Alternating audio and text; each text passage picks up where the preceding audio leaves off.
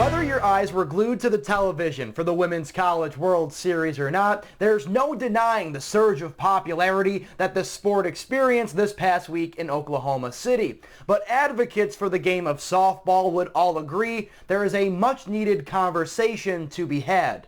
On the weekend of June 5th and 6th, in the span of about 13 hours, Florida State softball played in 2 elimination games in the Women's College World Series. Florida State head softball coach Lonnie Alameda took to her post-game press conference after her team's first win over Alabama to address her concerns for the lack of consideration that was put into the decision for Florida State and Oklahoma State to play a game that began shortly before midnight on Saturday. Sometimes when you're playing till 3, 4 in the morning and getting back up, maybe we're not going to get the best game to put on TV and, not the most for the kids when they've played 60 games in seasons. Speaking on behalf of fast-pitch softball coaches, players, and fans all across the country, Alameda recognizes just how popular the sport not only is now, but what it has the potential to be if given the proper respect it deserves. But as former FSU head softball coach Joanne Graff told ABC 27, that still appears to be an uphill battle.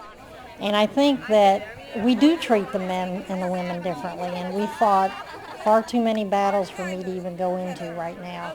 But I think that we still have a ways to go, and I hope the NCAA committees will look at it. I hope our athletic department will look at it, and that we will make adjustments and make corrections when needed. Former All-American and Seminole standout Brandy Stewart once served on the NCAA softball committee that helps bring these issues to the forefront.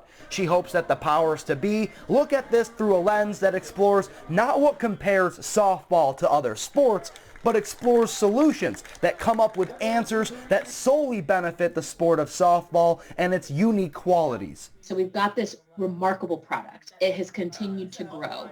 How do we sustain it, and how do we just create a model that continues to make sense, but also keeps the health and safety of our young women at the forefront? With average viewership over 1.2 million people for each game of this past Women's College World Series, it was the most watched championship event in collegiate softball history, proving on a grand scale that the time to make the changes needed to build off the sport's rising popularity is now. On the other side, when we've got something so great, we got to protect it and take care of it. So that conversation has to start happening. And now that I've lived it, I can help that conversation move along. In Tallahassee, Dom Tibbetts, ABC 27.